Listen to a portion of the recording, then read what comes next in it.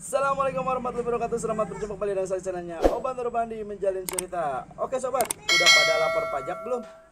Nah, ada tutorial nih dari Oban Terbandi Menjalin Cerita. Ikuti terus ya. Yuk kita eksekusi.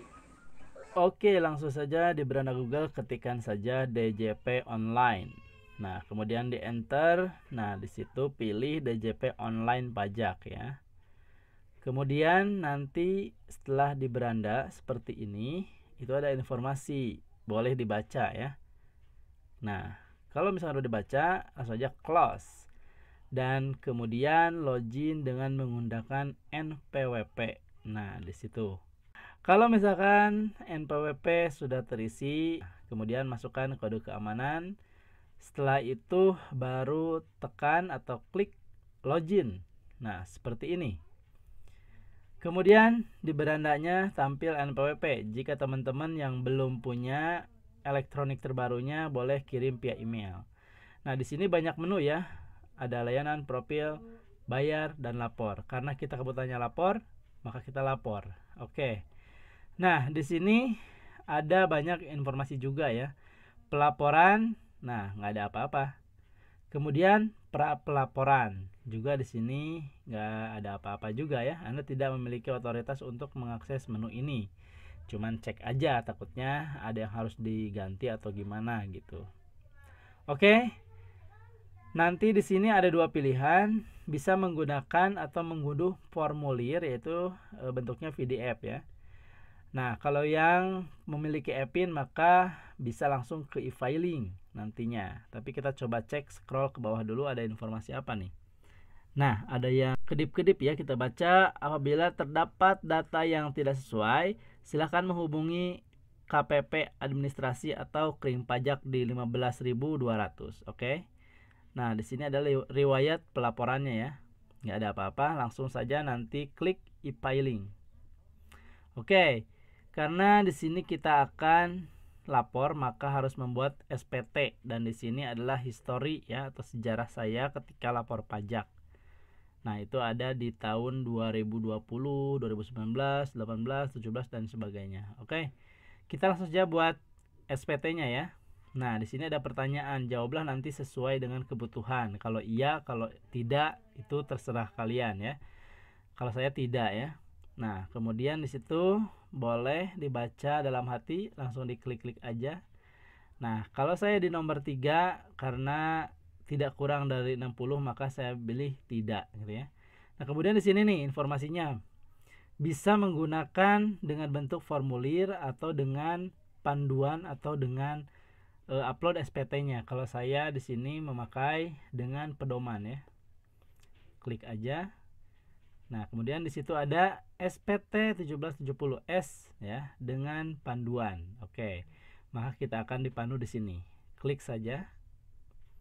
Kemudian di sini ada harus mengisi ya tahun pajaknya, status SPT-nya, pembetulannya. Karena saya tidak ada pembetulan makanya normal ya. Kita pilih 2021 normal, dan kalau misalkan pembetulan nanti pembetulan 1 atau 2 gitu ya. Kalau saya enggak, di sini normal aja. Klik selanjutnya, kemudian daftar pemotongan atau pemungutan PPh oleh pihak lain. Nah, ini maksudnya adalah dari perusahaan ya. Di bawah tidak ada apa-apa, tidak ditemukan. Nah, makanya kita harus klik tombol tambah ya. Nah, nanti akan muncul ketika memasukkan NPWP nama pemotong pajak. Nah, yaitu di sini ya menunya. Oke, isikan dulu jenis pajaknya, pajak apa? Pastinya pasal 21. Oke, setelah itu di sini isikan juga NPWP pemotongnya. Yang pasti perusahaan ya. Nah, ketika ngisi ini, ketika di enter maka akan otomatis, karena saya juga pernah dulu lapor-lapor pajak ya, makanya ada otomatis juga. Dan kalau misalkan emang benar NPWP-nya maka akan muncul secara otomatis, seperti itu maksudnya sobat. Oke, ini privasi juga saya tutup ya. Nah, seperti itu. Nah, keluar kan Lebah Solusi Indonesia. Kemudian nomor bukti pemotongan atau pemungutannya kita isikan sesuai dengan bukti potong yang diberikan dari perusahaan. Nah, seperti itu ya. Kita tiru saja yang ada di form bukti potongnya sobat ya, seperti ini ya. Jadi teman-teman bisa mengisikan nomor ini sesuai dengan bukti potong yang diterima oleh teman-teman semuanya dari perusahaannya masing-masing gitu ya, bagi yang kerja sebagai employee atau karyawan gitu. Nah, kita isikan saja. Kemudian setelah mengisi nomor bukti pemotongan, langsung isi juga tanggal bukti pemotongan atau pemungutan tersebut. Oke. Nah, setelah ini kita isi tanggalnya sesuaikan dengan bukti potong yang diterima gitu ya. Nah, di sini kemudian harus benar nih, pastinya harus benar. Oke, langsung saja isikan untuk tanggalnya ya. Kalau misalkan udah dicek benar. Nah, di sini kebetulan di Desember 2021 ya, tanggal 31 kita melakukan pemotongannya. Nah, diisikan aja di input aja jumlahnya berapa, kemudian disimpan ya. Nah, di sini muncul nih sobat nih ya, tuh. Dan lain-lain selanjutnya aja. Kemudian otomatis langsung muncul di sini ya, dimasukkan penghasilan netonya seperti ini. Kemudian selanjutnya, nah di sini apakah Anda memiliki penghasilan dalam negeri lainnya? Tidak. Selanjutnya, tapi kalau misalkan punya, ya udah isikan sesuai keadaannya ya. Nah, di sini apakah Anda memiliki penghasilan yang tidak termasuk objek pajak? Tidak. Selanjutnya, nah kemudian di sini isi pokoknya isi semuanya sesuai dengan keadaan yang sebenarnya gitu ya. Nah, di sini untuk daftar harta ya. Kalau misalkan masih datanya valid, jangan dirubah, tapi kalau saya pengen ngecek, makanya klik tadi tombol rubah, kemudian disimpan aja. Setelah itu langsung selanjutnya gitu ya. Nah, di sini ada pertanyaan lagi. Apakah Anda memiliki hutang? Tidak. Oke, selanjutnya. Apakah memiliki tanggungan? Iya, karena saya sudah menikah, jadi di sini harus menambahkan tanggungannya ada berapa. Karena anaknya nama 1, jadi harus menambahkan anak yang kedua. Tapi nanti di keterangan ininya nih, di pekerjaan nggak usah disebutin ya, atau di hubungan keluarganya nggak usah disebutin anak kedua gitu. Karena apa? Sama aja, nggak dihitung 1, 2, 3 itu, anak aja udah. Kemudian masukkan nicknya berapa.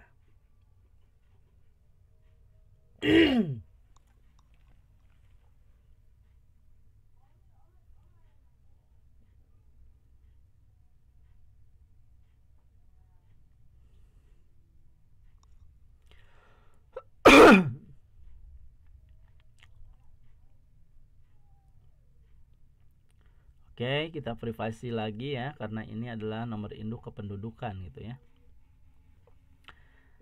Oke, nanti setelah diisi baru ke tahap berikutnya, yaitu hubungan keluarganya sebagai apa gitu ya. Tulis di situ. Kalau saya di sini anak aja lah, anak kedua padahal mah. Kemudian itu kosongkan saja karena belum bekerja, makanya langsung nanti simpan ya, supaya datanya terrecord di bawah tuh. Nah, ini dia yang kita input tadi ya. Oke, kalau misalkan udah benar data-datanya, maka selanjutnya aja. Apakah Anda membayar zakat atau sumbangan keagamaan kegiatan wajib? Tidak ada. Nah, kemudian di sini status kewajiban perpajakan suami istri ya.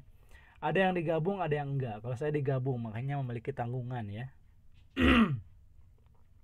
Oke, diisikan kakak, kepala keluarga, dan lain sebagainya. Nah, di sini karena tanggungannya 2, klik 2. Dan di sini kita coba cek ya, biar tahu. Nah, di sini ada 3 opsi ya. Kalau saya memilih kawin ya, atau garis miring K.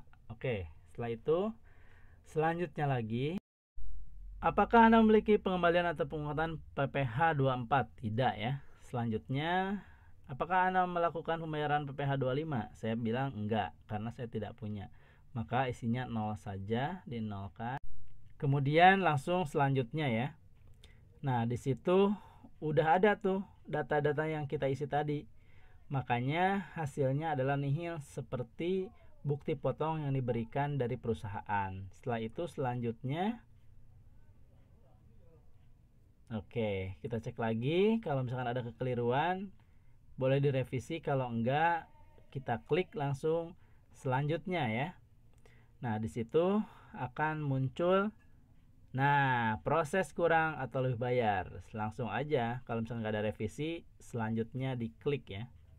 Nah, di sini apakah udah setuju atau belum ya? Baca dulu. Kalau misalkan datanya udah dirasa yakin, maka klik saja setuju atau agree. Kita klik lagi selanjutnya proses. Nah, di sini udah selesai sebenarnya ya, udah ketahuan nih. Cuman buktinya belum muncul. Makanya kita harus melakukan kode ambil verifikasinya. Bisa dengan email ataupun nomor telepon. Kita klik ya. Nah, di sini kalau saya memakai email karena SMS-nya tidak ada pulsanya.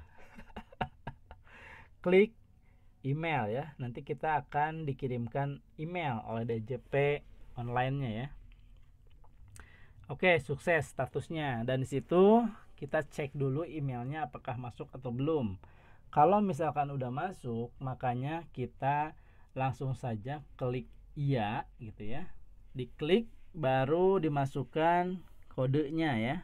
Nah, di situ sesuaikan dengan yang ada di email tadi.